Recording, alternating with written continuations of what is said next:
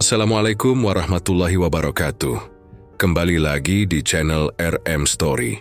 Hari itu, halaman rumah besar keluarga Tarsi sudah ramai sejak pagi. Tenda putih berdiri megah di halaman depan, dihiasi kain berwarna emas yang menjuntai anggun. Kursi-kursi berlapis kain rapi berjajar. Sementara panggung pelaminan dihias bunga segar yang semerbak harumnya memenuhi udara. Tetangga, kerabat jauh, bahkan beberapa orang penting di desa telah hadir dengan pakaian terbaik mereka. Semua orang percaya hari itu akan menjadi hari paling bahagia. Bagi dia, anak pertama keluarga Tarsi yang akhirnya menikah dengan Revan. Suara gamelan pengiring pernikahan mengalun lembut, berganti dengan dentingan lagu-lagu pernikahan yang diputar dari pengeras suara. Tawa anak-anak berlarian di sekitar tenda, sementara para tamu sibuk bercakap, menyantap hidangan, atau menunggu pengantin keluar dari kamar rias. Suasana sempat begitu hangat, seolah semua doa baik dipanjatkan untuk kedua mempelai. Namun di balik itu ada rasa gugup yang tak biasa dari pihak keluarga. Dia sudah selesai dirias, duduk anggun dengan kebaya merah jambu. Wajahnya dipenuhi senyum malu-malu. Di kamarnya, ia berulang kali menatap cermin, memastikan riasannya sempurna. Tangannya gemetar ketika merapikan selendang tipis di bahu. "Ibu, ku takut," bisiknya lirih pada Ibu Tarsi yang menemaninya. "Tak perlu takut, nak, semua akan berjalan lancar. Hari ini adalah awal bahagiamu," jawab Tarsi sambil menggenggam tangan putrinya. Senyum tulus ia paksakan meski jantungnya juga berdebar. Ketika waktunya tiba, keluarga mengantar dia menuju pelaminan. Revan sudah berdiri di sana, memakai jas hitam dengan wajah tegang. Dia berjalan pelan, langkahnya gemetar, namun ia berusaha menahan rasa canggung. Semua mata tertuju pada pasangan itu. Sorak dan tepuk tangan tamu terdengar meriah. Namun, sebelum prosesi dilanjutkan, Revan tiba-tiba melangkah mundur. Semua orang terkejut melihat perubahan sikapnya. Wajahnya pucat, matanya berputar ke segala arah, seperti sedang mencari jalan keluar. "Ada apa, Van?" tanya pembawa acara dengan suara ragu. Revan menghela napas panjang, lalu menatap tamu undangan. Suaranya berat dan gemetar. "Saya tidak bisa melanjutkan pernikahan ini." Seketika suasana yang tadinya riuh langsung hening. Semua tamu terdiam, hanya suara angin yang berhembus pelan dari sela tenda. Dia membeku di tempat, matanya menatap tak percaya. "Van, apa maksudmu?" Suara dia pecah, nyaris berteriak. Revan menunduk, lalu berkata dengan lirih, "Maaf, aku tidak bisa menikah denganmu." Tangis histeris meledak dari mulut dia. Dia memegang tangan Revan, berusaha menariknya agar tetap di pelaminan. "Jangan, Van, jangan tinggalkan aku. Tolong, jangan lakukan ini di depan semua orang." Suaranya memecah kesunyian, membuat tamu mulai berbisik-bisik. Revan tetap bergeming. Ia menarik tangannya dari genggaman dia, lalu melangkah cepat ke arah luar tenda. Beberapa tamu mencoba menghadangnya, tapi ia terus berjalan tanpa menoleh. Sorot matanya kosong, wajahnya keras. "Revan, kembali, Revan!" Dia berteriak keras sambil terisak. Tubuhnya hampir roboh, beruntung ada sepupu yang menopangnya. Kehangatan pesta seketika berubah menjadi kehancuran. Para tamu terperangah, sebagian mulai berkomentar sinis, sebagian lainnya kasihan melihat dia yang terpuruk di pelaminan dengan riasan bercampur air mata. Ibu Tarsih yang berdiri di dekat panggung segera maju.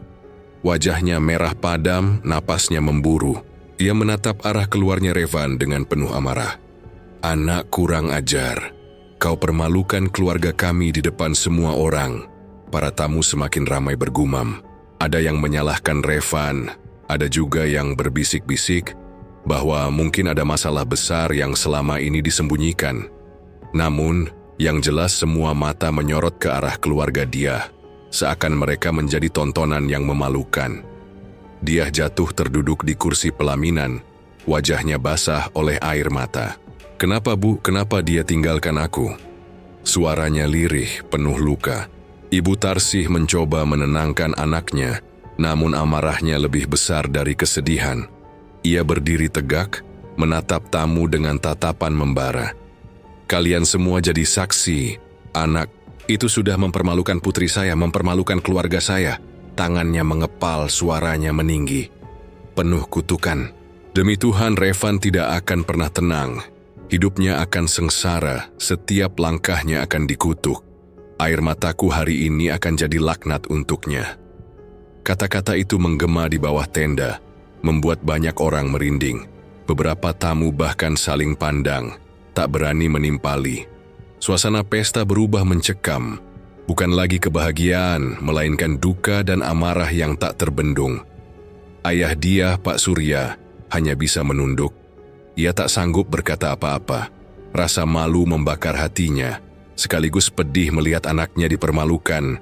Seperti itu, tangannya gemetar saat memeluk bahu istrinya yang masih berteriak-teriak penuh kutukan. Bu, sudah, jangan begitu. Semua orang melihat, bisik Pak Surya. Namun Tarsih tak bisa menahan gejolak batinnya. Air mata bercampur amarah mengalir di wajahnya. Ia terus mengulang sumpah serapah, suaranya terdengar serak dan getir. Sementara itu dia tak berhenti menangis. Tubuhnya lemas, tatapannya kosong. Setiap tetes air matanya seakan mengikis harapan yang selama ini ia bangun. Hidup yang ia bayangkan indah bersama Revan runtuh dalam sekejap. Para tamu satu persatu mulai meninggalkan tempat. Tidak ada yang berani menyapa keluarga dia. Hanya ada tatapan kasihan, rasa ingin tahu, dan bisik-bisik tajam yang menusuk hati. Pesta yang seharusnya jadi kebanggaan, kini berubah menjadi aib yang tak terlupakan. Sore itu, tenda besar yang dipenuhi dekorasi megah terasa seperti penjara.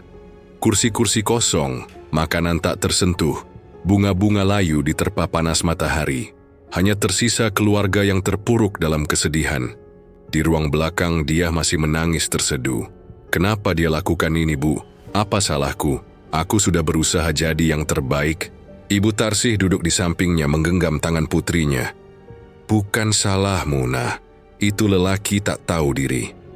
Tuhan akan balas dia. Dia menatap ibunya dengan mata sembab. Aku tak sanggup, Bu. Hatiku hancur. Semua orang melihat. Semua orang tahu aku ditinggalkan. Pak Surya hanya bisa menunduk dalam diam. Ia tahu kata-kata tak akan bisa menghapus luka yang begitu dalam. Malam mulai turun. Tenda dibongkar perlahan oleh para pekerja, meninggalkan sisa-sisa pesta yang gagal. Suara, dentuman besi, kursi yang ditarik, dan bunga-bunga yang dipungut berserakan menambah perih suasana. Rumah besar itu kini sunyi, hanya terdengar sesekali isak tangis dari dalam kamar. Dia terbaring di ranjang, matanya menatap langit-langit tanpa fokus. Tubuhnya terasa ringan, seolah tak lagi punya tenaga. Di luar kamar, Ibu Tarsih masih duduk, termenung. Bibirnya bergetar mengulang sumpah yang ia lontarkan di depan tamu tadi. Tidak akan tenang hidupmu, Revan. Tidak akan pernah. Gumamnya lirih namun penuh keyakinan. Suasana rumah begitu tegang. Udara malam seakan lebih dingin dari biasanya. Semua anggota keluarga terjebak dalam rasa malu, marah, dan hancurnya harapan. Tidak ada lagi tawa, tidak ada lagi doa kebahagiaan. Hanya kesedihan yang menutup hari itu. Di dalam kamar gelap, dia menutup wajahnya dengan selimut. Air mata yang mengalir sejak siang belum juga kering. Tangisnya sudah melemah, berganti dengan sesak napas dan tubuh yang terasa dingin. Setiap kali ia menutup mata, bayangan Revan berjalan meninggalkannya di pelaminan kembali muncul. Suara tawa, kecil tamu undangan, bisik-bisik tetangga, dan tatapan kasihan seakan menempel di kepalanya, tak mau pergi. Malam itu menjadi awal dari hari-hari panjang yang penuh kegelapan. Pagi datang, tetapi dia enggan keluar kamar. Ibu Tarsih mengetuk pintu berulang kali. Nak, ayo makan. Jangan terus-terusan begitu. Tidak ada jawaban. Hanya suara lirih yang nyaris tak terdengar. Aku malu, Bu. Tarsih menarik napas panjang bersandar di pintu. Tidak ada yang perlu kau malu dia, kau bukan yang salah. Buka pintunya nak. Namun dia tetap diam. Ia hanya menatap langit-langit kamar, tubuhnya tak beranjak. Hari demi hari, pola itu terulang. Ia jarang berbicara, bahkan dengan keluarganya sendiri. Jika dipaksa, jawabannya singkat, lirih, atau hanya berupa anggukan. Tatapan matanya kosong, seolah jiwanya sudah tidak berada di sana. Pak Surya mencoba mengajak anaknya keluar rumah. Nak, udara pagi segar, mari kita duduk di teras. Dia menggeleng pelan. Tidak, aku tidak mau orang lihat aku. Kenapa begitu? Tidak ada yang akan mengganggu. Semua orang tahu aku ditinggalkan. Semua orang bicara tentangku. Suara dia bergetar, lalu ia menangis lagi. Pak Surya tidak bisa berkata apa-apa. Ia tahu luka anaknya terlalu dalam untuk dihibur dengan kalimat sederhana. Hari-hari berlalu. Dia semakin tenggelam dalam kesedihan. Ia jarang mandi, jarang menyisir rambut, bahkan jarang berganti pakaian. Tubuhnya, kurus, wajahnya pucat, malam-malamnya dipenuhi tangis lirih, sementara siang ia habiskan dengan berbaring tanpa gairah. Sesekali, keluarga mendengar ia berbicara sendiri. Kenapa kau tinggalkan aku, Van? Apa aku tak cukup baik? Atau di waktu lain terdengar gumaman yang lebih aneh. Aku harus ikut, kalau tidak aku akan terus disiksa. Ucapan itu membuat Tarsih merinding. Ia sering berdiri di depan pintu kamar, mendengarkan anaknya bicara sendiri, tanpa tahu harus berbuat apa. Surya, ucap Tarsih suatu malam pada suaminya. Aku takut dengan keadaan dia. Dia bukan lagi seperti dulu. Pak Surya menghela, napas berat. Aku tahu, tapi apa yang bisa kita lakukan selain mendampinginya? Kita sudah coba ajak bicara, tetap sama saja. Kalau begini terus, aku khawatir dia kehilangan akalnya. Keduanya terdiam lama. Rasa bersalah bercampur putus asa menekan hati mereka. Beberapa minggu setelah pernikahan gagal itu, gosip semakin meluas. Tetangga sering melirik rumah Tarsih dengan tatapan penuh rasa ingin tahu. Ada yang kasihan, ada yang hanya mencari bahan obrolan. Setiap kali mendengar suara-suara dari luar pagar, dia menutup telinga dengan bantal. Mereka semua menertawakanku, bisiknya. Padahal, suara yang terdengar hanyalah percakapan biasa. Namun di telinga dia, semua terdengar seperti ejekan. Ia makin mengurung diri, menolak bertemu siapapun. Suatu sore, ketika ibunya masuk membawa sepiring nasi, dia menepis piring itu hingga jatuh. Aku tidak mau makan. Aku tidak perlu makan. Biar saja aku mati. Teriaknya nasi dan lauk berserakan di lantai. Ibu Tarsih terpaku, matanya berkaca-kaca. Nak, jangan begitu. Kau masih punya kami. Kau masih anakku. Aku tidak punya siapa-siapa. Orang yang kucinta sudah tinggalkan aku. Tangisan pecah lagi. Dia menutup wajahnya, tubuhnya bergetar. Ibu Tarsih berlutut, memeluk anaknya erat-erat meski tangannya dipukul-pukul. Kau masih punya ibumu. Jangan bicara mati, nak, jangan. Namun kata-kata itu tidak menenangkan. Dia seolah semakin larut dalam jurang putus asa. Malam hari, suara isakan terus terdengar. Kadang berubah jadi tawa kecil yang asing. Keluarga sering berjaga, takut terjadi sesuatu yang tak diinginkan. Namun menjaga dia terasa seperti menjaga seseorang yang sudah bukan lagi dirinya. Suatu malam, adiknya, Jaka, memberanikan diri masuk. Ia duduk di kursi dekat ranjang kakaknya. Mbak, aku rindu Mbak yang dulu. Mbak Diah yang selalu ceria, yang suka bercerita padaku. Diah menoleh, matanya merah, wajahnya kusut. Itu bukan aku lagi, Jak. Aku sudah mati waktu ditinggalkan di pelaminan. Yang ada sekarang hanya kosong. Mbak, jangan bilang begitu. Pergi, Jak. Kau tidak akan mengerti. Jaka tercekat, lalu keluar dengan mata berkaca-kaca. Waktu berjalan, keadaan dia makin parah. Ia sering menolak bicara berhari-hari, lalu tiba-tiba tertawa histeris tanpa sebab. Kadang ia melamun di depan cermin berjam-jam, menatap wajahnya sendiri seolah sedang melihat orang lain. Pernah suatu pagi, Ibu Tarsih menemukan putrinya duduk di lantai kamar dengan rambut acak-acakan, menggambar lingkaran di dinding menggunakan arang bekas kayu bakar. "Dia, apa yang kau lakukan?" Dia hanya menoleh pelan lalu tersenyum samar. "Aku sedang mencari jalan keluar." Senyum itu membuat bulu kuduk Tarsih berdiri. Ada sesuatu yang aneh pada raut wajah anaknya. Hari-hari berikutnya, keluarga semakin khawatir. Mereka mencoba membawa dia ke dokter, namun ia menolak dengan berontak. "Aku tidak sakit, kalian yang tidak mengerti." Perdebatan berakhir dengan tangis panjang. Dokter hanya memberi obat penenang, tetapi itu pun jarang diminum oleh dia. Di dalam rumah, suasana berubah mencekam. Setiap malam selalu ada suara tangis, teriakan, atau bisikan dari kamar dia. Kadang terdengar benda jatuh, kadang suara tawa lirih. Semua anggota keluarga tidak bisa tidur nyenyak. Pak Surya sering duduk sendirian di ruang tamu, wajahnya letih. "Aku tak sanggup melihat anakku seperti ini, Tarsih. Bagaimana nasibnya nanti?" Istrinya menunduk, air mata menetes tanpa henti. "Aku sudah berdoa setiap hari, tapi belum ada tanda-tanda baik. Malam semakin larut, rumah itu semakin sunyi. Namun kesunyian bukanlah ketenangan melainkan tekanan. Keluarga hanya bisa saling menatap dengan cemas, mendengarkan suara-suara dari kamar dia yang semakin tak bisa mereka pahami." Di dalam kamarnya sendiri, dia kembali berbaring dengan tatapan kosong. Selimut menutup sebagian tubuhnya, namun wajahnya terbuka menatap langit-langit yang gelap. Air mata tak lagi deras, hanya menetes perlahan, seakan dirinya sudah kehabisan tenaga untuk menangis. Tapi di balik mata yang kosong itu, pikirannya terus berputar.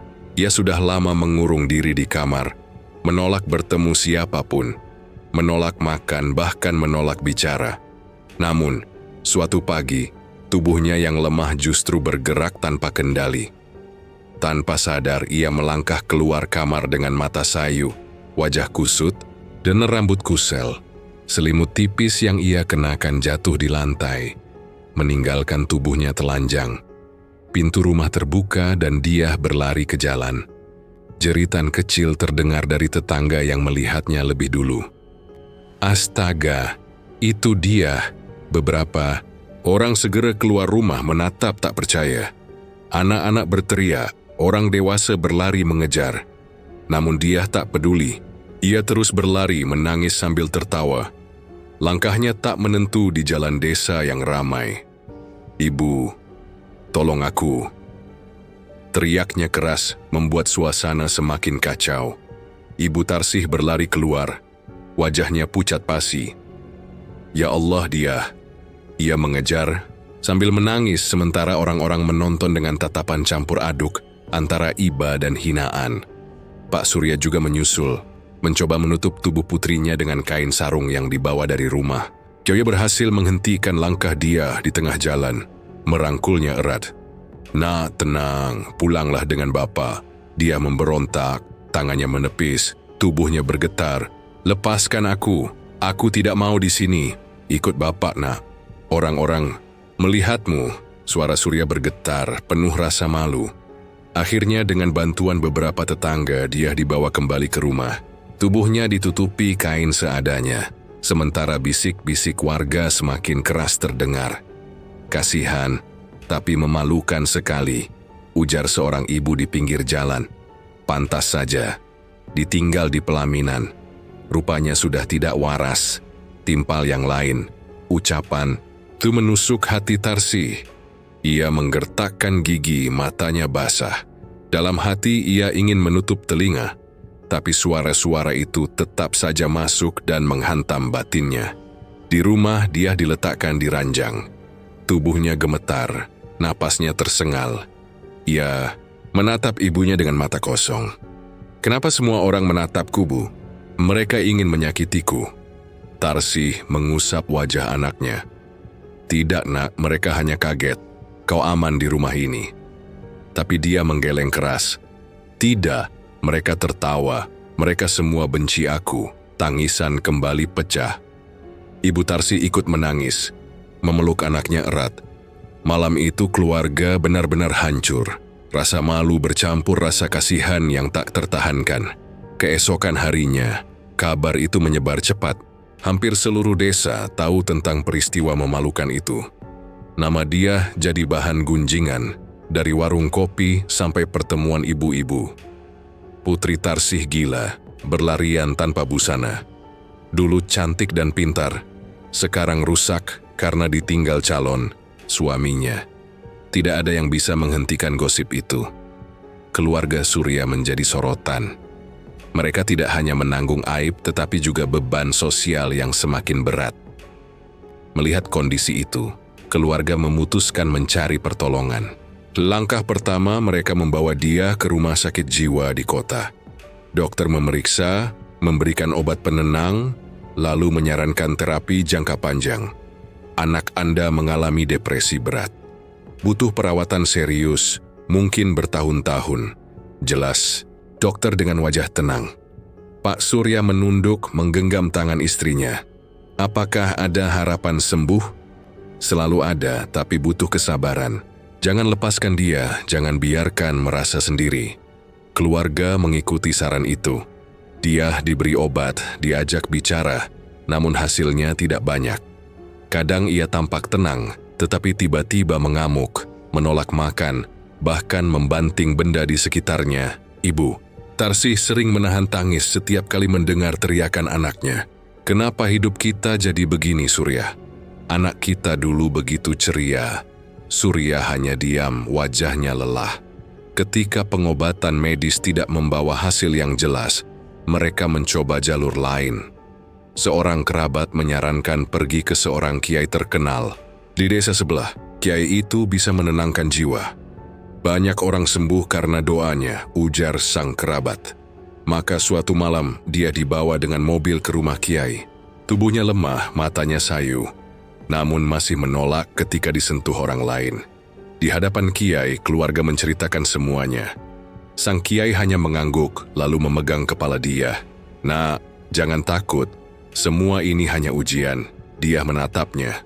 Sekelas lalu tersenyum tipis. "Ujian?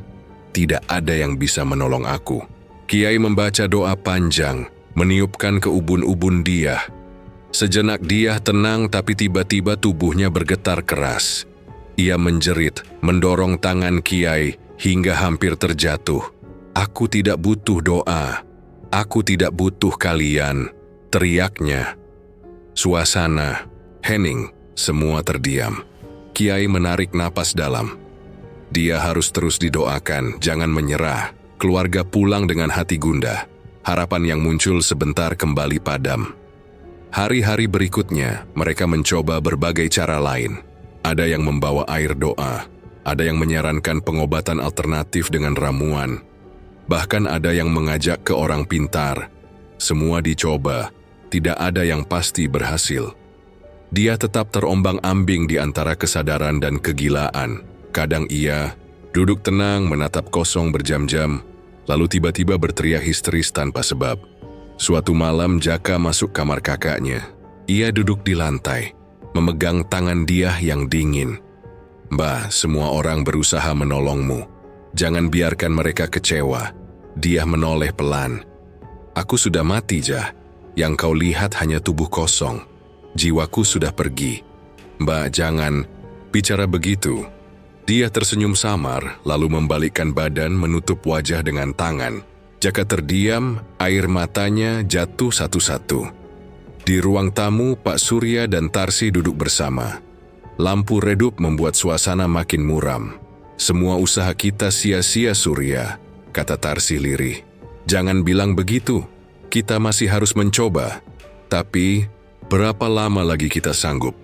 Aku lelah melihat anak kita begini." Pak Surya tidak menjawab. Ia hanya menatap kosong ke lantai. Pikirannya berat. Rumah itu berubah. Tidak ada lagi canda tawa. Semua hari dipenuhi tangisan, doa, dan usaha yang tak pernah membuahkan hasil. Setiap kali suara dia menggema, semua hati di rumah itu ikut hancur. Malam semakin larut. Dia duduk di tepi ranjang, menatap jendela. Bulan samar tertutup awan. Ia meraba dinding, menulis sesuatu dengan jarinya yang gemetar. Kata-kata tak terbaca, hanya goresan samar. Ibu Tarsih yang masuk tertegun melihatnya. "Dia, apa yang kau tulis?" Dia menoleh, wajahnya pucat, matanya sayu. "Aku mencari jalan keluar, Bu, tapi aku tidak menemukannya." Tarsih mendekat, memeluk putrinya erat. "Jangan tinggalkan kami, Nak. Kami masih di sini." Namun pelukan itu hanya bertemu tubuh yang kaku. Dia tidak membalas, hanya duduk diam menatap kosong keluar jendela. Mata Ibu Tarsih basah. Tangannya bergetar memeluk putrinya yang seakan sudah kehilangan jiwa. Malam itu begitu panjang, dan kesedihan yang menempel di rumah itu semakin terasa. Pekat kabar buruk tidak pernah bisa ditahan lama. Apa yang menimpa dia sudah jadi bahan pembicaraan hingga ke telinga orang-orang di kampung jauh, termasuk Lastri, adik kandung dari Tarsih. Ia mendengar gosip tentang keponakannya yang katanya gila, berlarian tanpa busana di jalanan. Tidak mungkin, gumam Lastri pada suaminya di kampung. Dia itu anak baik, rajin dan pintar. Mana bisa dia begitu? Suaminya hanya menatap dengan cemas. Aku juga kaget dengar kabar itu, Sri. Tapi orang-orang di sini sudah ramai membicarakannya. Lastri menggeleng, wajahnya tegang. Aku harus lihat sendiri. Aku tidak percaya sebelum mataku yang menyaksikan. Tanpa pikir panjang, ia memutuskan berangkat ke rumah kakaknya. Perjalanan yang biasanya terasa biasa saja, kali ini dilalui dengan hati berdebar. Setiap langkah terasa berat, seolah ada yang menuntunnya untuk bersiap pada sesuatu yang mengerikan. Sesampainya di rumah Surya, suasana langsung terasa berbeda. Rumah besar itu tampak murung. Tirai-tirai tertutup rapat, dan halaman yang biasanya ramai kini sunyi. Lastri mengetuk pintu dengan gugup. Pintu dibuka oleh Jaka. Wajahnya pucat, matanya sembab. "Bibi." Lastri langsung masuk, menatap sekeliling. "Mana ibumu?" "Di kamar sama Mbak Dia," jawab Jaka lirih. Langkah Lastri terhenti di depan pintu kamar. Ia menarik napas panjang lalu mendorongnya pelan. Di dalam ia melihat dia duduk di lantai. Rambut acak-acakan, wajah kusut, tatapan kosong. Ibu Tarsih duduk di samping, wajahnya letih. Matanya merah karena menangis terlalu lama. Ya Allah, Lastri menutup mulutnya. Hampir tak percaya dengan apa yang dilihat. Ini benar dia? Tarsih menoleh, matanya basah lagi. "Kau lihat sendiri, Sri, inilah anakku sekarang." Lastri mendekat, lututnya lemas. Ia meraih tangan keponakannya. "Dia, Nak, ini Bibi. Kau kenal aku kan?" Dia menoleh perlahan. Tatapannya kosong, bibirnya gemetar. "Bibi, aku sudah mati. Yang ada hanya tubuh kosong." Lastri terdiam. Air matanya jatuh seketika. Ia memeluk dia, meski gadis itu tidak merespons. "Ibu, kenapa dia bisa begini? Apa yang sebenarnya terjadi?" Tanya Lastri, suaranya tercekat. Tarsih menceritakan semua, dari pernikahan yang batal, Revan yang pergi tanpa alasan, hingga kejadian memalukan ketika dia berlari tanpa busana di jalanan. Setiap kata terasa seperti pisau yang menusuk hati Lastri. "Anak itu sudah menghancurkan hidup keponakanku," ucap Lastri dengan suara penuh amarah. Bagaimana bisa dia tega? Tarsih menunduk, wajahnya penuh putus asa. "Aku sudah kutuk dia di depan semua orang, tapi hatiku tetap tidak tenang. Anakku yang menderita, sementara dia entah di mana." Lastri mengepalkan tangan. "Tidak cukup hanya kutukan, Mbah. Orang seperti Revan harus merasakan apa yang dirasakan dia. Aku tidak akan diam." Pak Surya yang baru masuk dari ruang tamu menatap adik iparnya dengan wajah letih. "Sri, jangan ikut larut dengan kebencian. Yang paling penting sekarang adalah bagaimana menyembuhkan dia." Lastri menoleh tajam. "Bagaimana aku bisa tenang, Kang? Anak itu menghancurkan masa depan keponakanku. mempermalukan keluarga kita, dan sekarang dia jadi begini. Kau pikir aku bisa diam?" Pak Surya tidak menjawab. Ia hanya menarik kursi dan duduk. Wajahnya menunduk. Lastri menatap kembali ke arah dia yang duduk kaku di lantai. Air matanya jatuh deras. "Wow, dia, nak. Bibi janji orang yang membuatmu seperti ini akan menanggung akibatnya." Tarsih menepuk bahu adiknya, mencoba menenangkan. "Jangan bicara sembarangan, Sri. Aku tahu kau marah, tapi jangan menambah masalah." Namun Lastri sudah larut dalam gejolak batinnya. Ia merasa tak ada lagi yang bisa menyelamatkan dia selain membalas orang yang menghancurkan hidupnya. Malam itu, setelah makan malam seadanya, Lastri duduk sendirian di ruang tamu. Lampu redup membuat bayangan tubuhnya memanjang di dinding. Ia menatap kosong ke arah pintu, bibirnya bergetar. "Kalau harus melawan dengan cara apapun, aku akan lakukan. Aku tidak peduli." Suara lirih itu hanya terdengar oleh dirinya sendiri, namun getarannya begitu kuat. Ibu Tarsih keluar dari kamar, melihat adiknya duduk termenung. "Sri, kau belum tidur?" "Aku tidak bisa tidur, Mbak. Setiap kali aku pejamkan mata, aku melihat wajah dia yang hancur. Aku mendengar tangisnya. Aku tidak akan biarkan semua ini berakhir begitu saja." Tarsih mendesah panjang. "Jangan buat keputusan saat hatimu penuh amarah. Kita sudah terlalu banyak menanggung penderitaan." Lastri menoleh, matanya merah. "Justru karena penderitaan itu, aku harus bertindak. Aku tidak akan biarkan Revan tenang." Malam semakin larut. Rumah itu sunyi, hanya terdengar sesekali suara jangkrik dari luar jendela. Lastri masih duduk, wajahnya tegang. Pikirannya dipenuhi rasa sakit hati yang menyesakan. Di kamar, dia kembali berbaring dengan tatapan kosong. Ia tidak mendengar apapun, tidak merasakan apapun. Dunia baginya hanya ruang gelap yang menekan dari segala sisi. Sementara di ruang tamu, Lastri menggenggam tangannya erat-erat. Kata-kata sumpah terucap pelan dari bibirnya, begitu berat dan penuh keyakinan. "Revan, kau akan menyesal. Demi air mata dia, demi penderitaannya, aku bersumpah, tidak akan biarkan hidupmu tenang." Suasana rumah semakin pekat. Amarah yang sudah terucap itu seperti mengirimkan gelombang hitam ke arah orang yang menjadi sasaran. Dan di tempat lain, jauh dari rumah dia, Revan menjalani harinya tanpa tahu apa yang menunggu. Revan kini tinggal sendirian di rumah kontrakan kecil di pinggir kota. Setelah skandal pernikahannya tersebar, ia memilih menjauh dari keluarga dan lingkungan yang terus menatapnya dengan sinis.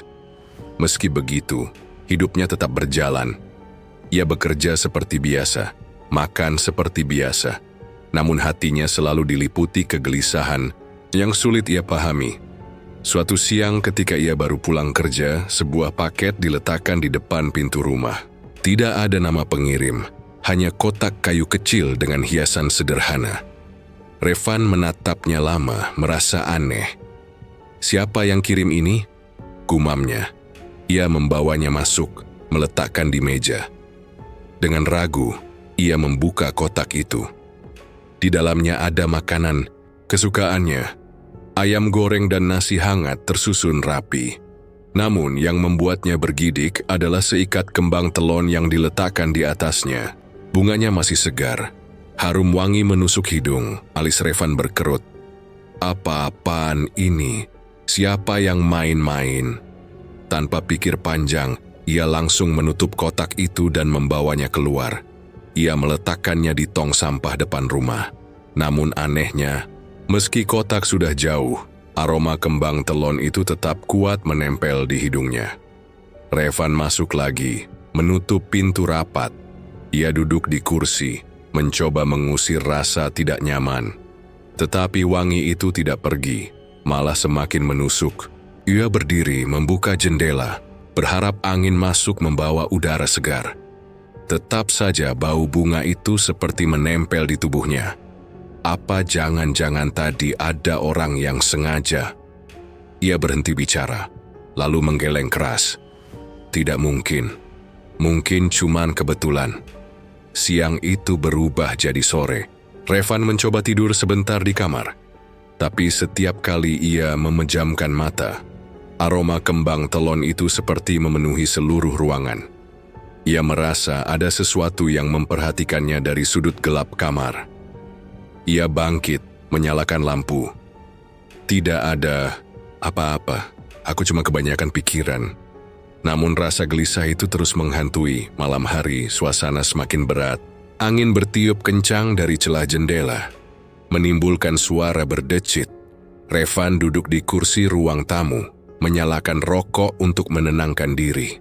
Asap rokok berbaur dengan aroma kembang telon yang tak pernah hilang. Siapapun yang mengerjaiku, berhentilah, jangan main-main, serunya lantang meski tidak ada orang lain di rumah. Tiba-tiba lampu berkedip-kedip. Revan terdiam, rokok di tangannya jatuh ke lantai. Ia menatap ke sekeliling, jantungnya berdegup kencang. Suasana berubah, udara jadi dingin menusuk. Siapa di sana? Suaranya parau. Tidak ada jawaban. Namun dari sudut ruangan bayangan gelap mulai terbentuk.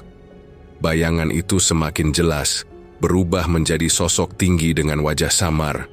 Tubuhnya hitam pekat, matanya kosong. Revan berdiri gemetar, mundur selangkah demi selangkah. Jangan dekati aku. Sosok itu melangkah maju, suara langkahnya berat meski tidak menyentuh lantai. Aroma kembang telon makin tajam, membuat kepala Revan pusing. Ia mencoba berlari ke pintu, tapi tubuhnya terasa berat, seperti ada yang menahan. Sosok hitam itu tiba-tiba melompat. Cakar panjang muncul dari tangannya, mencengkeram bahu Revan dengan keras. "Ah!" Revan menjerit, tubuhnya terhuyung.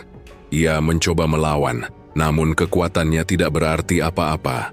Cakar itu menembus kulit, rasa sakit menjalar hingga ke tulang. "Lepaskan aku!" teriaknya putus asa. Namun makhluk itu tidak melepaskan. Sebaliknya, ia mendorong tubuh Revan ke lantai, menindih dengan kekuatan yang tak bisa dilawan. Wajahnya semakin dekat, menampakkan gigi-gigi panjang dan hitam, napasnya berbau busuk bercampur wangi bunga. Revan berteriak lagi, tapi suaranya seakan tenggelam dalam udara.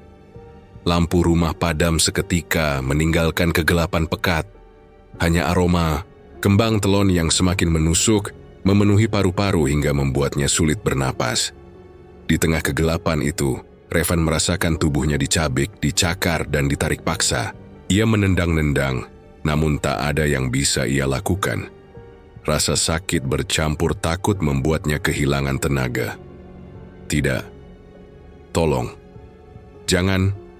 Suaranya lemah, hampir tak terdengar. Makhluk itu mengeluarkan suara geraman rendah, seperti kepuasan yang menakutkan. Revan merasa kepalanya ditarik ke belakang. Tubuhnya dipukul berkali-kali, hingga pandangannya kabur. Akhirnya, tubuhnya limbung, jatuh di lantai. Kesadarannya hilang perlahan, sementara aroma kembang telon masih kuat menempel di hidungnya. Di luar, malam berjalan biasa. Angin bertiup, pohon bergoyang, dan rumah-rumah tetangga tetap sunyi. Hanya di dalam kontrakan Revan, kegelapan menyimpan teror yang tak terlihat. Tubuh Revan terbaring tak sadarkan diri di lantai. Wajahnya pucat, napasnya berat. Rumah kontrakan itu kembali sunyi, seakan tidak pernah terjadi apa-apa.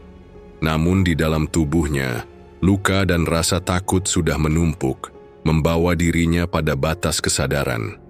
Ketika ia membuka mata lagi, yang dilihatnya bukan lagi lantai rumah, melainkan langit-langit putih dengan lampu neon terang menyilaukan. Bau obat-obatan menusuk hidungnya. Ia menyadari kepalanya terasa berat, terbalut perban tebal. Suara mesin infus berdetak pelan di samping ranjangnya. "Aku di rumah sakit?" gumamnya lemah. Seorang perawat masuk, mengecek kondisi. "Anda sudah pingsan cukup lama. Tetangga menemukan Anda tergeletak di rumah lalu membawa ke sini." Revan hanya mengangguk, tubuhnya masih lemah. Ia ingin bertanya banyak hal, tapi lidahnya keluh. Ketika perawat keluar, kesunyian kembali menguasai ruangan. Beberapa menit pertama terasa biasa. Namun perlahan aroma kembang telon yang familiar kembali tercium. Hidungnya kaku, napasnya tercekat. Ia menoleh ke kanan dan kiri, tapi tidak ada bunga di ruangan itu. Tidak, jangan lagi, bisiknya. Tubuhnya mulai gemetar. Udara di ruangan berubah dingin menusuk tulang. Tirai putih di samping ranjang bergerak pelan meski jendela tertutup rapat. Revan memeluk tubuhnya. Keringat dingin bercucuran. "Siapapun kau, tinggalkan aku." Suaranya bergetar. Tiba-tiba, lampu neon berkedip, lalu padam total. Kegelapan menyelimuti ruangan. Revan panik mencoba bangkit tapi tubuhnya lemah. Q hanya bisa meraba-raba ranjang mencari pegangan. Di tengah gelap suara langkah pelan terdengar mendekat. Tak. Suara itu berat, seperti kaki diseret. "Siapa di sana?" "Suster, dokter." Revan berteriak, berharap ada jawaban. Tidak, ada suara manusia, hanya hembusan angin dingin yang tiba-tiba menabrak wajahnya. Tubuhnya menggigil, jantungnya berdetak semakin kencang. Tiba-tiba, sesuatu menarik kakinya dengan keras. Revan terjerembab, tubuhnya nyaris jatuh dari ranjang. Ia mencoba menendang namun kakinya tersangkut di besi ranjang. "Lepaskan aku." Tarikan itu semakin kuat. Ia merasakan tulangnya seperti ditarik paksa. Rasa sakit menjalar dari betis ke paha. Tangannya meraih pagar ranjang, berusaha bertahan. Namun cengkeraman tak kasat mata itu tak memberi ampun. Suara retakan terdengar. Krek, tulang kakinya patah. Dengan kejam, jeritan Revan menggema memenuhi ruangan. "Ya Tuhan, tolong aku, sakit." Tangis bercampur jeritannya terdengar pilu, tapi tidak ada yang datang menolong. Lampu masih padam. Dunia hanya tersisa kegelapan dan aroma kembang telon yang semakin pekat. Dari sudut ruangan, sekelebat kain putih lusuh melintas. Revan menatap dengan mata melebar, tubuhnya gemetar hebat.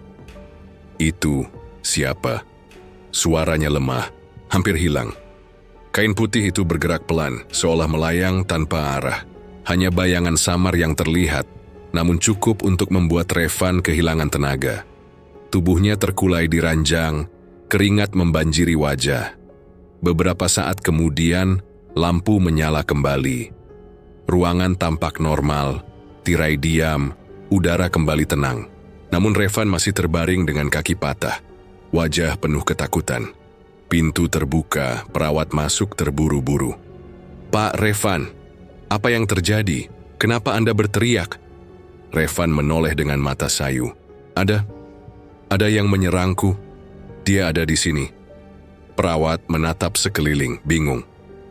"Tidak ada siapa-siapa di sini. Anda mungkin bermimpi buruk." "Tidak, aku sadar. Dia ada. Dia tadi menarik kakiku." Perawat mencoba menenangkannya, namun hanya bisa memberi obat penenang. Revan dipaksa minum, lalu tubuhnya perlahan melemah.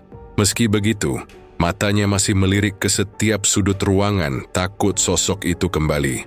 Malam berganti, rumah sakit sunyi, hanya suara jam dinding yang terdengar. Revan berbaring dengan tubuh penuh rasa sakit. Setiap kali ia memejamkan mata, wajah samar dengan kain putih lusuh itu kembali muncul dalam bayangannya. Di antara kesadarannya yang pudar, ia bergumam lirih. Kenapa? Kenapa semua ini terjadi padaku?" Tidak ada jawaban, hanya kesunyian yang semakin menekan. Revan masih terbaring di ranjang rumah sakit dengan wajah pucat dan tubuh gemetar. Aroma kembang telon seperti masih tersisa di udara, meski lampu sudah kembali menyala. Hatinya penuh ketakutan, sementara pikirannya kacau. Keesokan harinya, keluarga Hartono datang menjenguk. Bapak Hartono masuk lebih dulu, wajahnya lelah. Matanya sembab karena kurang tidur. Di belakangnya, Ibu Hartono berjalan dengan langkah gemetar, masih trauma mendengar kabar kondisi anaknya yang semakin buruk. "Van," suara ibunya bergetar, penuh iba. Revan menoleh, matanya sayu. "Bu, jangan lama-lama di sini. Aku takut kalian juga ikut kena." Hartono mendekat, menggenggam tangan putranya. "Kamu anakku. Kalau kamu menderita, aku tidak bisa diam." Ada yang harus kita lakukan. Suasana hening sejenak. Hanya suara mesin infus yang terdengar. Lalu Hartono menarik napas panjang. Aku sudah bicara dengan seseorang. Kita akan minta bantuan Mbah Kliwon. Nama itu membuat Ibu Hartono menoleh cepat. Apa kau yakin? Aku dengar dia orang sakti tapi juga keras. Tidak ada pilihan lain, semua cara sudah kita coba. Kalau ini tidak berhasil, aku tidak tahu harus bagaimana lagi. Siang itu Hartono menemui Mbah Kliwon di rumahnya. Lelaki tua itu duduk bersila di lantai. Tubuhnya kurus, wajahnya penuh keriput, tapi matanya tajam menembus siapapun yang menatapnya. Aku sudah dengar ceritamu, ucap Mbah Kliwon tanpa basa-basi. Anakmu diteror oleh kekuatan gelap. Ini bukan penyakit biasa. Ada yang mengirimkan, ada yang menuntut balas. Hartono menunduk, keringat dingin membasahi pelipisnya. Tolong, Mbah. Apapun yang harus saya lakukan, saya akan lakukan. Asal anak saya selamat. Mbah Kliwon menutup mata sejenak lalu mengangguk pelan. Aku akan datang malam ini. Ritual harus dilakukan di kamar anakmu. Siapkan air bersih, dupa, dan jangan ada yang ikut campur. Malam itu suasana rumah sakit terasa lebih sunyi dari biasanya. Angin bertiup kencang di luar jendela, membuat tirai bergerak pelan. Jam dinding menunjukkan hampir tengah malam ketika Mbah Kliwon datang. Ia membawa tas kecil berisi benda-benda ritual. Revan menatapnya dengan wajah pucat. Siapa dia, Pak? Hartono menepuk bahu anaknya. Ini Mbah Kliwon. Dia akan menolongmu. Mbah Kliwon duduk di kursi dekat ranjang. Ia mengeluarkan dupa, menyalakannya lalu meletakkannya di mangkuk kecil.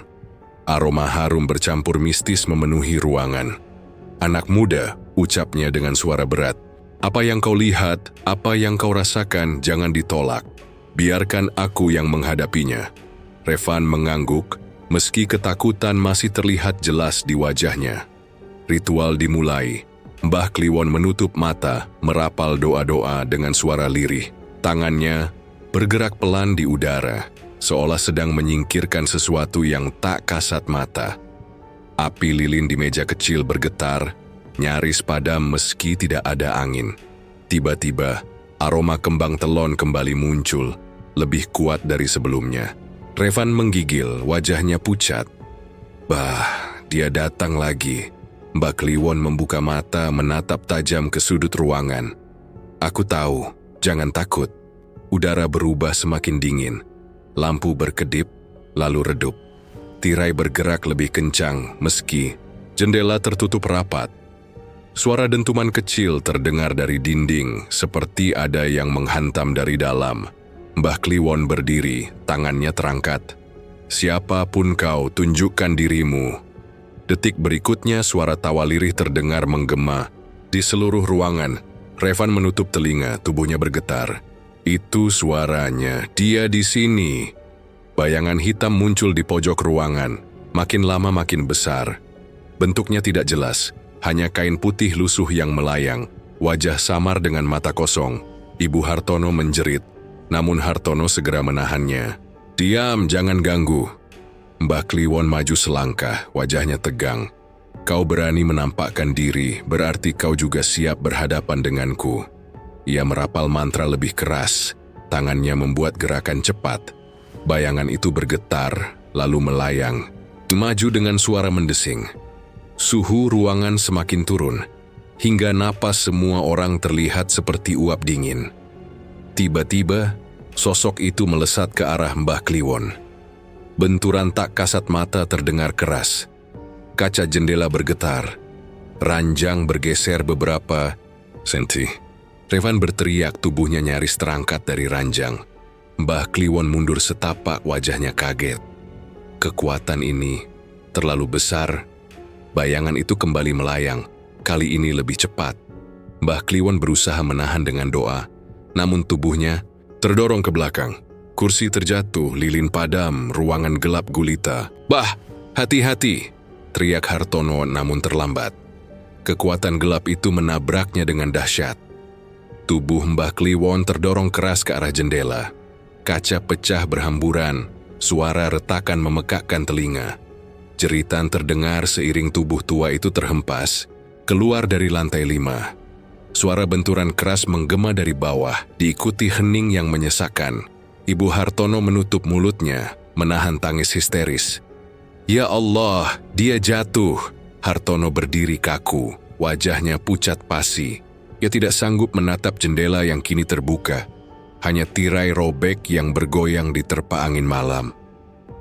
Revan menjerit, tubuhnya menggeliat di ranjang. "Aku bilang jangan. Dia tidak bisa melawannya. Sekarang kita semua akan mati." Suasana ruangan semakin kacau. Lampu kembali menyala tiba-tiba, memperlihatkan wajah pucat semua orang. Pecahan kaca berserakan di lantai, angin dingin masuk tanpa henti. Hartono memeluk istrinya yang menangis keras. Tubuh perempuan itu bergetar hebat, wajahnya basah oleh air mata. Jeritan Revan dari ranjang bercampur dengan tangisan istrinya membuat ruangan itu semakin kacau. Pecahan kaca masih berserakan di lantai. Tirai koyak menari diterpa angin malam yang masuk dari jendela yang terbuka lebar. Ibu Hartono menatap ke arah jendela dengan mata terbelalak. Bayangan tubuh Mbah Kliwon yang terhempas tadi terus bermain di kepalanya. Nafasnya terengah, dadanya naik turun tidak teratur. "Pak, aku tidak kuat. Aku tidak kuat lihat semua ini." Suaranya lirih, hampir seperti bisikan. Hartono meraih bahu istrinya. "Tenang Bu, kita harus kuat untuk Revan." Belum sempat kalimat itu selesai, tubuh istrinya tiba-tiba kaku. Kedua tangannya meremas dada, matanya melotot, nafasnya terputus-putus. "Bu, ya Allah Bu, apa yang terjadi?" Hartono panik, mengguncang tubuh istrinya, namun terlambat. Dalam hitungan detik, tubuh perempuan itu terkulai di pelukan suaminya. Mata yang terbuka lebar menatap kosong. Napas berhenti sama sekali. "Tidak, jangan tinggalkan aku Bu," Hartono berteriak histeris. Ia mengguncang tubuh istrinya berulang kali, berharap masih ada tanda-tanda hidup. Tapi kenyataan begitu kejam, istrinya benar-benar sudah pergi. Revan yang masih terbaring di ranjang menjerit makin keras. "Itu salahku, semuanya salahku. Mereka mati gara-gara aku." Hartono menoleh ke arah putranya. Wajahnya kusut, matanya sembab, dan hatinya hancur. Ia ingin menguatkan anaknya, tapi kepalanya sendiri berputar. Pikirannya terasa tidak lagi miliknya. Suasana kamar rumah sakit semakin mencekam. Angin dingin yang masuk dari jendela membuat suhu turun drastis. Lampu berkedip-kedip, bayangan bergerak di dinding. Hartono duduk di lantai, masih memeluk tubuh istrinya yang dingin. Tangisnya pecah. "Kenapa harus begini? Kenapa keluargaku dihancurkan?" Revan meronta di ranjang. Kakinya yang patah membuat jeritannya semakin memilukan. "Ayah, tolong aku. Jangan biarkan aku sendirian." Namun Hartono perlahan bangkit. Pandangannya kosong. Langkahnya goyah tapi terus maju ke arah jendela yang pecah. "Ayah, mau kemana? Jangan!" Revan berteriak ketakutan. Hartono berhenti sejenak menoleh ke arah putranya. Bibirnya bergerak, suaranya pelan, datar. "Mungkin ini jalannya, Van. Aku tidak bisa lagi melawan." "Ayah, jangan! Aku butuh ayah! Jangan tinggalin aku sendirian." Tapi seolah ada kekuatan lain yang menarik, langkah Hartono terus maju. Kakinya seperti tidak bisa ia kendalikan. Matanya kosong, wajahnya tenang tapi menyeramkan. Revan meronta, berusaha bangun meski tubuhnya lemah. "Ayah, jangan!" Hartono berdiri di tepi jendela.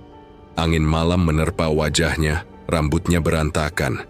Tangannya sedikit terangkat, seolah menyerahkan diri pada sesuatu yang tidak terlihat. "Pak, jangan lakukan itu!" Teriak seorang perawat yang baru masuk, namun semuanya sudah terlambat. Tubuh Hartono melompat begitu saja. Suara benturan keras terdengar dari bawah. Semua orang terdiam. Ruangan itu seketika membeku. Perawat menutup mulutnya, matanya terbelalak. "Astaga, dia!" Revan menjerit makin keras. "Ayah, jangan tinggalkan aku, jangan!" Suara tangisannya bergema di seluruh lantai rumah sakit. Perawat lain berlari masuk, mencoba menenangkan, tapi Revan seperti orang kesurupan. Tubuhnya berguncang, matanya liar, mulutnya terus berteriak, "Aku sendirian, semua pergi, semua mati gara-gara aku." Beberapa orang mencoba menahannya di ranjang, tapi tenaganya begitu liar. Jeritannya memekakkan telinga, tangisannya membuat bulu kuduk berdiri. Malam itu berubah menjadi mimpi buruk bagi semua yang menyaksikan. Satu keluarga hancur dalam sekejap. Dari Mbah Kliwon yang mati terhempas, Ibu Revan yang meninggal seketika karena jantungnya tak kuat, hingga Hartono yang terjun tanpa sadar dari lantai 5. Dan tersisa hanya Revan, terbaring di ranjang dengan tubuh penuh luka, wajah penuh air mata dan jiwa yang tercerai-berai. Pagi menjelang. Sinar matahari masuk melalui celah tirai yang koyak. Ruangan itu kini penuh bau obat, bercampur dengan sisa aroma kembang telon yang entah dari mana datangnya. Seorang perawat membuka pintu, hendak memeriksa keadaan Revan. Namun, langkahnya terhenti ketika melihat tubuh di ranjang. Itu sudah tidak bergerak. Wajahnya pucat, matanya tertutup, napasnya berhenti. Perawat menutup mulutnya, berbalik cepat memanggil dokter. Suara gaduh terdengar dari luar ruangan, namun di dalam kamar, keheningan sudah menguasai segalanya. Tidak ada lagi jeritan, tidak ada lagi tangisan. Rumah sakit kembali tenang, seolah tidak pernah menyimpan tragedi yang menelan satu keluarga sekaligus. Namun di tempat lain, gema teror itu masih mencari jalannya. Dan kali ini, yang dituju bukan lagi Revan, melainkan orang yang dulu dengan lantang bersumpah membawa kutukan. Lastri. Pagi itu Lastri duduk di teras rumahnya di kampung. Angin berembus pelan, ayam-ayam berkokok, dan suara pedagang lewat terdengar di kejauhan. Namun hatinya gelisah. Semalam ia tidak bisa tidur. Bayangan wajah pucat dia dan sumpah yang ia ucapkan terus mengganggu pikirannya. Ketika ia hendak masuk ke dalam rumah, matanya menangkap sebuah bungkusan kecil di depan pintu. Bungkus kain putih sederhana, diikat dengan benang merah. Ia menunduk menatapnya lama. Apa ini? Gumamnya, wajahnya tegang. Ia jongkok, meraih bungkusan itu dengan tangan gemetar. Begitu kain dibuka, seikat kembang telon segar tersusun rapi di dalamnya. Aromanya langsung menusuk hidung, kuat, tajam. Sama seperti yang dulu ia gunakan saat memanggil sesuatu untuk melawan Revan. Lastri terdiam, tubuhnya kaku. Tidak mungkin. Siapa yang menaruh ini? Suaminya keluar dari dalam rumah, melihat istrinya memegang bungkusan itu. "Sri, apa itu? Dari siapa?" "Tidak tahu," jawab Lastri cepat. "Tadi kutemukan di depan pintu." Suaminya menatap lama, wajahnya cemas. "Buang saja, jangan disimpan. Bau bunganya aneh."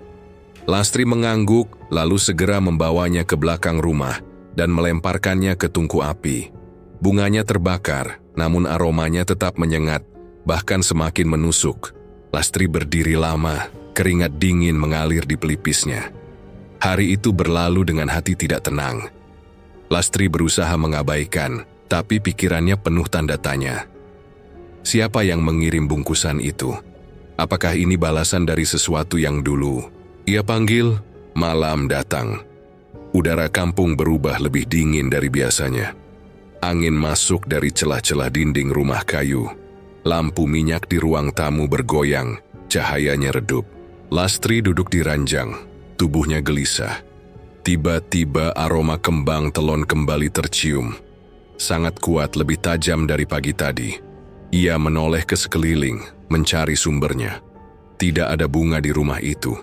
Kenapa bau ini ada lagi? Bisiknya, suaranya bergetar. Suaminya yang sudah berbaring ikut terbangun. "Sri, kau juga mencium bau itu?" Lastri mengangguk, wajahnya pucat. "Iya, ini bau yang sama." Belum sempat mereka berbuat apa-apa, suara ketukan pelan terdengar dari pintu. "Dapen, tok, tok, tok." Suara itu lambat tapi berat, seperti tidak berasal dari tangan manusia. Suaminya bangkit, menatap pintu dengan cemas. "Siapa di luar? Tengah malam begini." Lastri menahan lengannya. "Jangan buka." Ketukan itu berhenti, hening sejenak.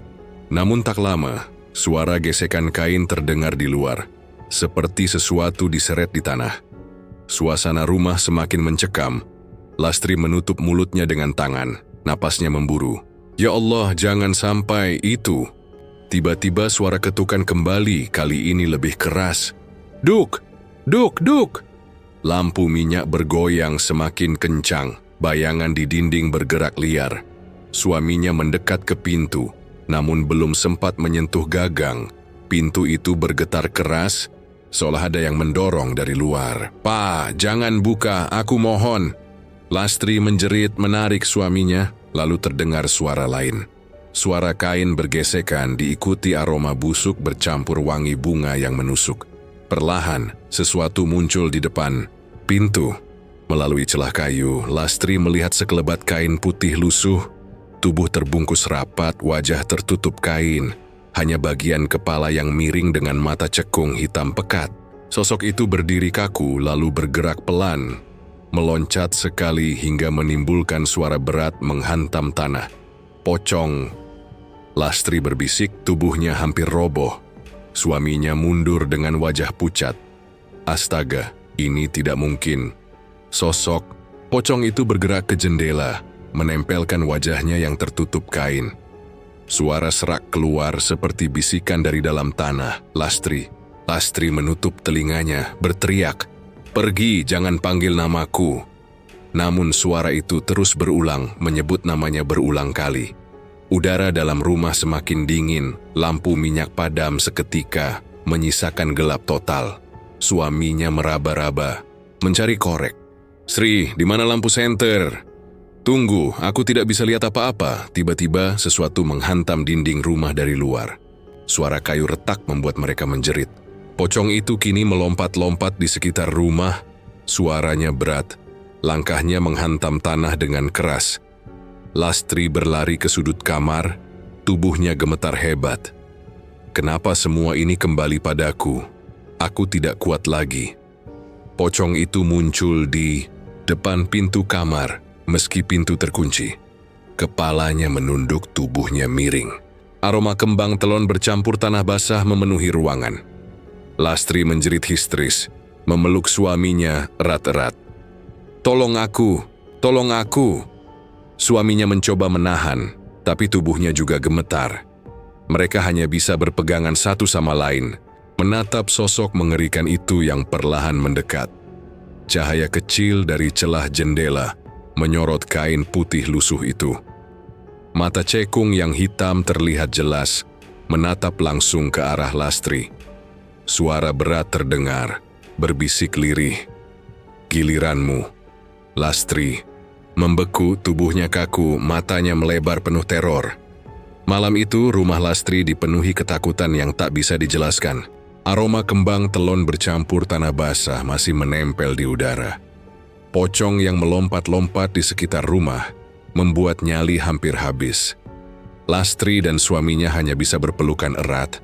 Tubuh mereka kaku, mata mereka tak berani berkedip. Namun, di tengah kepanikan itu, kabar mengerikan cepat sampai ke telinga keluarga. Jaka, adik dia yang tinggal tidak jauh dari sana, mendengar tentang Lastri yang diteror. Ia segera mendatangi rumah bibinya bersama ibunya. Ketika tiba, suasana rumah sudah kacau, pintu berderak, tirai bergerak sendiri, dan aroma bunga masih menusuk hidung. "Bu, kita harus lakukan sesuatu," kata Jaka dengan wajah pucat, tapi tekad bulat. Ibunya mengangguk, wajahnya tegang. "Kalau dibiarkan, Sri akan diambil oleh makhluk yang dia panggil sendiri. Aku tidak akan biarkan itu terjadi."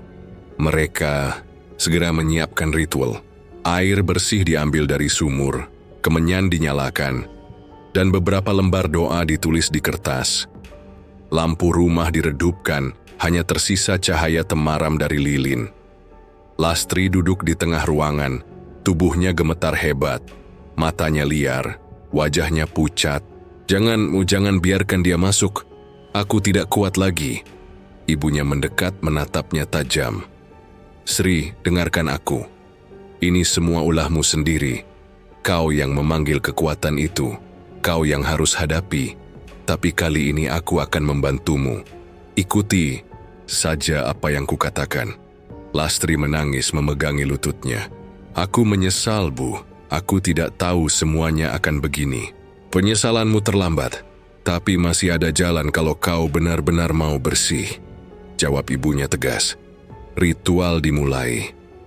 Jaka menuangkan air bersih ke dalam mangkuk, mencelupkan jari, lalu memercikannya ke sekeliling ruangan sambil membaca doa. Ibunya duduk bersila di depan Lastri. Suara doanya lirih tapi kuat, menggema di dinding rumah kayu. Pocong itu kembali muncul di depan jendela. Tubuhnya tegak, kepalanya miring, matanya hitam pekat.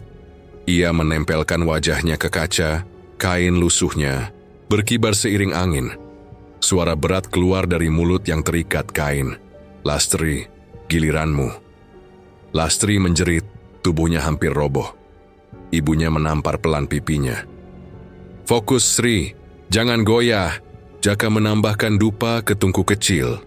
Asap mengepul memenuhi ruangan dengan aroma tajam.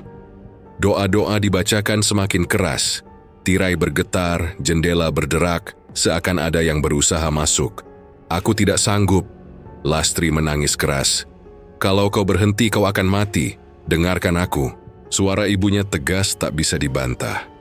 Lastri memejamkan mata, mencoba mengikuti doa yang diucapkan ibunya. Suaranya bergetar, namun perlahan mulai selaras. Di luar, pocong itu melompat dengan keras menghantam tanah hingga rumah bergetar. Suaranya semakin menakutkan, seperti tanah yang digali dari dalam kubur. Jaka berteriak lantang, "Pergi! Jangan ganggu lagi, ikatanmu sudah kami putus." Ia menyiramkan air doa ke arah jendela. Pocong itu menjerit, suara melengking seperti besi berkarat. Tubuhnya bergetar, kainnya berasap seolah terbakar oleh sesuatu yang tak terlihat. Ibunya menambahkan doa terakhir, menepukkan kedua tangannya dengan keras. Angin besar tiba-tiba menerpa ruangan.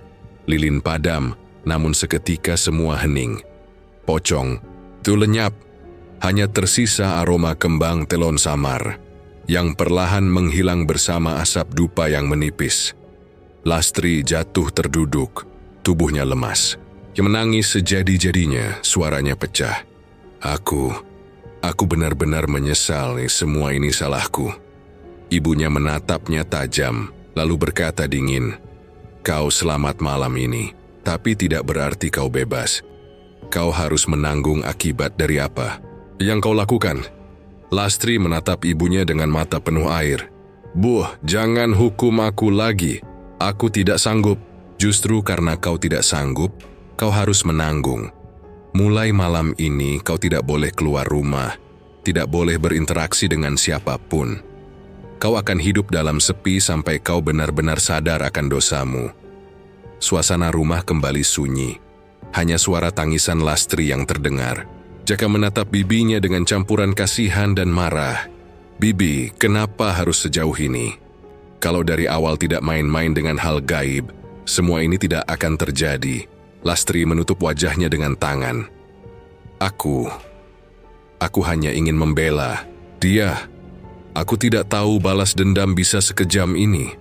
Ibunya menatapnya lama. "Kebenaran tidak pernah bisa dicapai dengan memanggil kegelapan. Kau sudah lihat sendiri hasilnya." Malam itu berakhir dengan berat. Rumah Lastri dipenuhi sisa asap dupa, air doa yang tercecer di lantai, dan tangis penyesalan yang tak ada habisnya. Di sisi lain, di rumah Tarsih, suasana sedikit berbeda.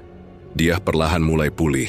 Ia duduk di kursi dengan wajah lebih tenang, meski matanya masih sayu. "Bu, aku merasa lebih baik," ucapnya pelan. Tarsih menggenggam tangan putrinya, air mata menetes. "Syukurlah, nak. Aku hanya ingin melihatmu kembali seperti dulu. Jangan pernah menyerah lagi." Dia tersenyum tipis. "Aku akan berusaha, Bu. Meski sulit, aku ingin kembali hidup." Malam semakin larut. Dua rumah menyimpan dua nasib berbeda. Satu berisi sedikit harapan setelah luka panjang. Satu lagi terjebak dalam hukuman yang berat. Lastri duduk sendirian di kamar gelap, tubuhnya gemetar, air matanya terus jatuh. Kata-kata ibunya berulang-ulang di kepalanya, menusuk hatinya. Kau harus menanggung akibatnya. Dan di rumah itu, penyesalan menjadi teman yang tak pernah pergi. Cerita pun berakhir.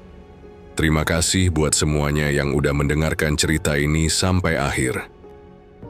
Bagi kalian yang baru bergabung, alangkah baiknya untuk menekan tombol subscribe dan aktifkan lonceng notifikasinya, agar tak ketinggalan cerita horor lainnya dari channel ini. Saya akhiri wassalamualaikum warahmatullahi wabarakatuh.